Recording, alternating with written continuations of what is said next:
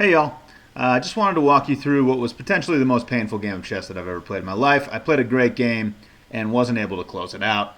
I think a lot of people probably know how that feels. I played with 87% accuracy, and I imagine that's only below 90% because of the last move that I made in the game.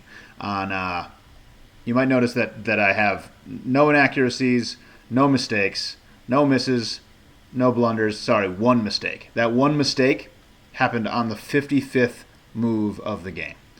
That was the last move of the game, and I was not able to win. So I guess let's just get into it. This is my opponent played really well, 83% accuracy, played a solid game. I think I was just feeling it, and then I just blew it. So let's take a look at this. So I'm starting with I play the London. I'm a London player. I feel like if you're below my rating, I'm 1300 rated. If you're below me, you might get something out of this. I think learning from people that are a little bit higher rated than you can help a lot because my thought processes aren't that far off from what you're thinking about, but I've gotten myself through those ratings that you might be struggling with. So I'm going to play the London. Black sort of mirrors the London here, and when I see that, I like to push this pawn and try to take initiative in the center, recognizing that if Black takes back, I'm probably going to be able to get some easy development here once I move this pawn and I can get my bishop out. So Black doesn't take back, leaves this tension in the middle, and I sort of solidify the structure, get my knight out here. Black pushes their pawn, and especially like when this bishop is out, and then it gets blocked out by this pawn, I'm definitely thinking attack with the queen, and this pawn is a weakness. So that's what I go for here. Black plays this pawn out, which I think is a weakening of the pawn structure. This pawn right here is going to be a target for a long time in the game now, and a lot of this game kind of revolves around that pawn. So I take here sort of thinking that I can just sort of free up my bishop. That sort of allows my bishop to escape if I feel like it. Thinking long term, maybe I can get some checks here if Black ever pushes this pawn. My bishop coming out looks kind of scary. So Black takes back with the knight. We trade off a few pieces here. And then, so still developing. I see this bishop come out. And I'm wondering how I want to trade that bishop. I don't really want to screw up my pawn structure. I don't really want to trade the bishop yet. So I'm thinking if I go here, then and Black wants to trade, then I can get my knight onto this square, which looks like a pretty tasty square. It's also attacking this weak pawn that I was talking about. So just trying to hop my knight into the center if I can. Black does not trade, castles. I'm preparing to castle here. Black pins my knight to my bishop, which is a little annoying. I'm thinking like my knight's the one thing protecting this bishop, so now if Black takes this, then like both bishops are under attack, which I don't really like. So I just decided to trade the bishops to relieve some pressure there. So the queen's coming up. I get castled. Fine with everything that's happening here. Knight's developed. Black's rooks are connected.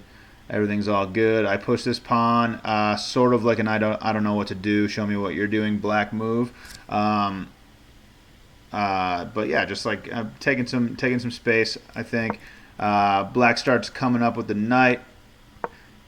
I move my rook to a more active square. I think the knight comes in here, and that looks like a pretty nice square for the knight. So I activate my other rook. Again, attacking this pawn. I think that was actually the point of this pawn push was so that I could get the rook over here and have this pawn be protected, which wasn't totally necessary. But yeah, now my rooks are on. This is on a semi-open file, attacking a weak pawn. Looks pretty good to me. So Black grabs my knight. I grab the bishop, and I'm pretty happy with that. My bishop is a little bit more active now. The other diagonal might have been. I mean, it covers a few more squares, but now I'm putting some pressure on that knight, which I like. Black dives the knight into my position, probably worried about this trade and this pawn being isolated. But the knight looks like it's in a pretty weird spot there. This attacks my queen, so I obviously have to move that. And I attack the knight, and now there aren't that many squares for the knight to go to. Hops right here. The computer likes taking the bishop there for Black, which would have activated my queen. But Black jumps back, so I go here, and I'm thinking this pawn is behind this knight. So when this pawn moves, I'm going to be able to grab. When this knight moves, I'm going to be able to grab this pawn. Is my thought process. Black doesn't move the knight yet, so I attack it with another piece, and I'm thinking this looks really good to me because now this knight is being attacked heavily, and the pawn behind it is in serious trouble. Knight jumps back here, probably trying to protect that pawn, but I can attack the knight with the pawn, and my point here is to get this knight out of the way so that I can attack this, really open it up. Isolate this pawn. If this pawn going down, I'm thinking is a pretty big deal. I've been eyeing this thing the entire time since I played this queen move early on, and black pushed this pawn up. So I'm keeping my eye on that, and the knight moves to there, which is a blunder, and I'm going to take this pawn, and now I have a 5-point advantage. Or yeah, on the computer says I have a 5-point advantage here. So.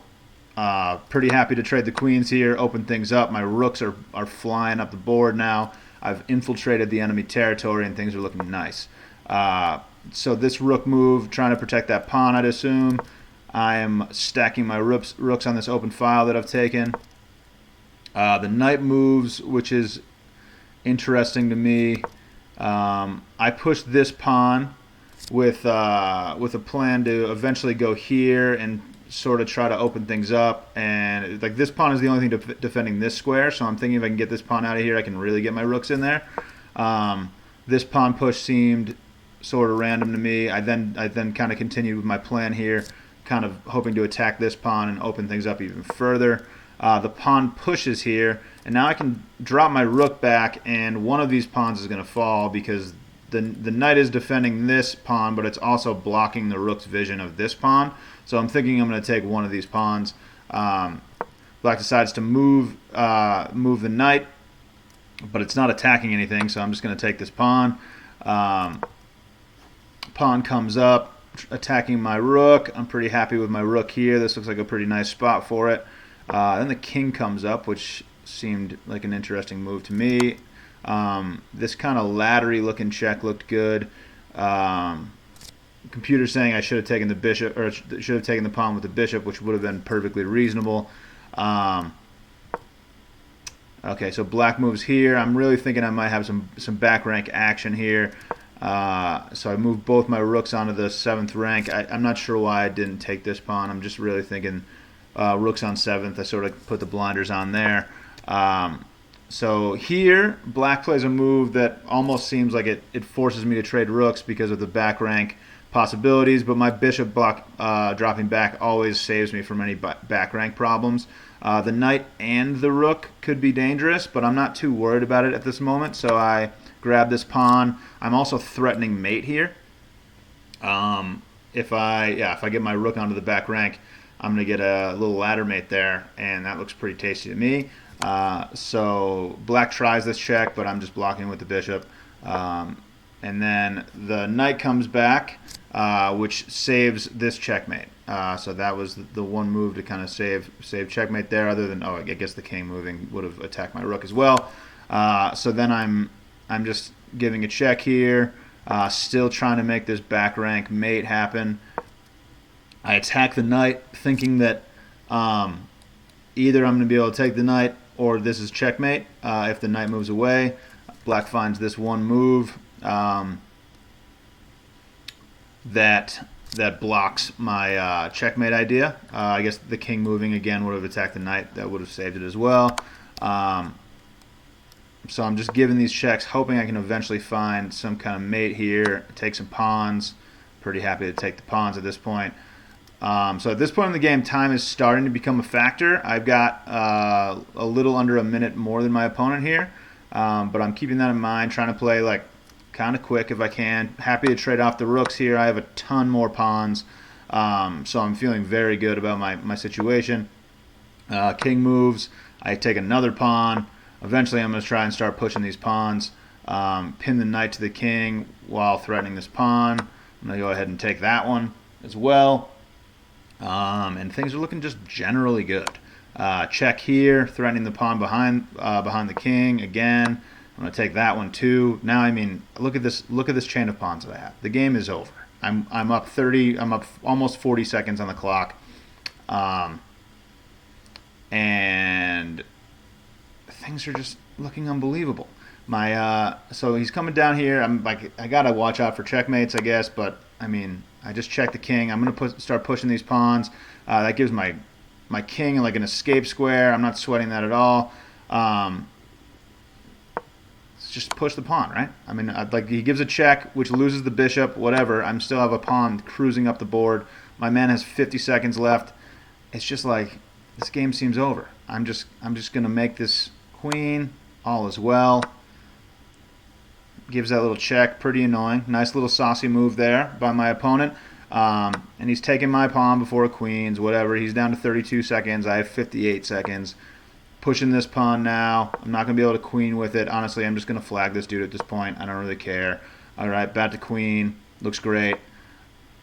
I don't know why he's not stopping me from queening. I get a queen. Like, what are you doing, dude? He drops down here. I'm like, it just seems like he's kind of just giving up the game. And I took. And his king can't move.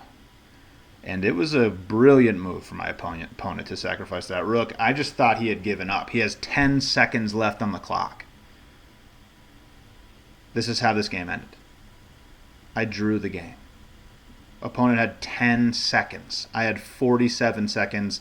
A queen, a rook, and 5 pawns to his king. This is the most devastated I've ever. I think this is the most devastated I've ever been after a chess game. And I mean, it was a good game. So I am happy when these games happen, kind of. And these are learning moments, right? You just gotta learn from these moments. Hopefully, you can learn from my mistakes. That's the point of me making this video. So go out there and don't draw games when you're up 20 to 30 points of material. Okay? Just don't do it. Best of luck in your chess games in the future.